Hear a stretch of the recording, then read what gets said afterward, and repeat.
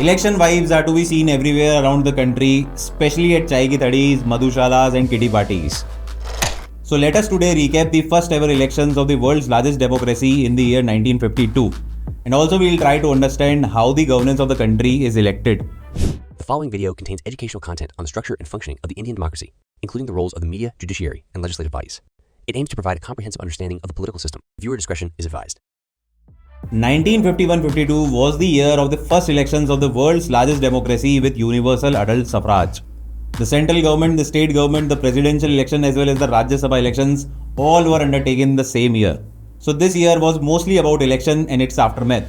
Now as nothing much happened this year, I will take this time to let the unaware people understand how the parliament of the country is put into place. Constitution describes us as a federal structure, meaning we have two power units, the central government and the state governments. The legislative body at the center is called as parliament, whereas at the state level it is called as state legislative assemblies. Parliament is bicameral in nature, meaning it has two houses, the lower house or the Lok Sabha and the upper house or the Rajya Sabha. The Lok Sabha, as the word Lok suggests, is the direct house of the people, meaning the people directly choose their representatives from their constituencies and send them to Lok Sabha as member of parliament. The members of Rajya Sabha are not directly elected by the people of the country. Instead, they are elected by the members or the MLAs from the state legislative assemblies. So it is an indirect house, meaning the people directly choose the representative in the state legislative assemblies and they in turn choose the member of Rajya Sabha. That is why you have the word Rajya in it. Rajya means state representation in the center. The present strength of seats in Rajya Sabha and Lok Sabha is 245 and 543 respectively. Now the Lok Sabha has currently 543 seats based on the concept that the whole population of the country is demographically divided into constituencies, having almost equal number of population and quite a few other factors. And from each constituency, you elect one representative to go and sit in the Lok Sabha and make laws for us. I hope it should be very clear to you by now that the state with largest population will have largest number of seats in the Lok Sabha and a maximum say in the national politics. So to give you the context, Uttar Pradesh has 80 seats whereas Sikkim has just 1. So now you will be able to know which are the most important states in national politics.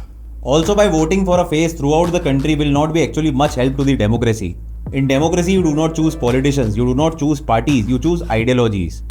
Hence, it is very important to be aware of the ideologies of your local representatives and match it up with yours and then do the voting stuff. So this is how you choose your 543 people to be sent to Lok Sabha. At the time of the first election, this number was 489, meaning there were total 489 people to be chosen all around the country out of the total 1949 candidates who filled their nomination. This Lok Sabha along with Rajya Sabha is called as the legislature of our country, the first pillar of democracy, the body which makes laws for us. Now out of the total Lok Sabha seats, the party which has the maximum number of seats forms the ruling government. So in this case, Congress got 364 seats out of the 489 seats and formed the government. And this is what Ab Ki Baar 400 Par means. It means that BJP claims that they will win 400 plus seats in this general election. Moving ahead, the leader of the majority party is selected as the Prime Minister of the country.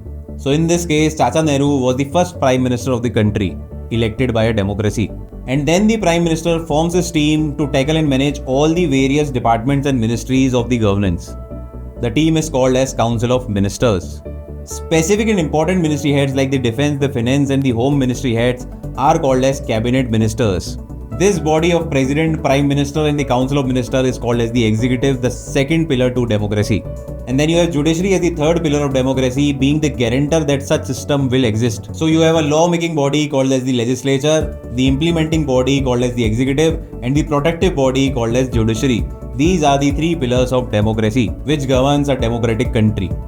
And then of course you have media as the fourth unsaid pillar of democracy, as the voice of the people. Because you know you can't have 1.4 billion people asking the questions from the government. It is the role of the media to be the face to the voice of the people. But unfortunately, media chose other options. And this has not been a recent phenomena. It has been like this for quite a while now. This year, the Rajya Sabha elections also took place after the MLAs from state legislative assemblies assumed office.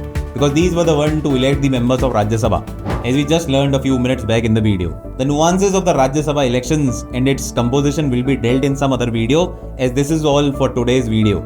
See you in the next one and keep sharing to let Indians know about India.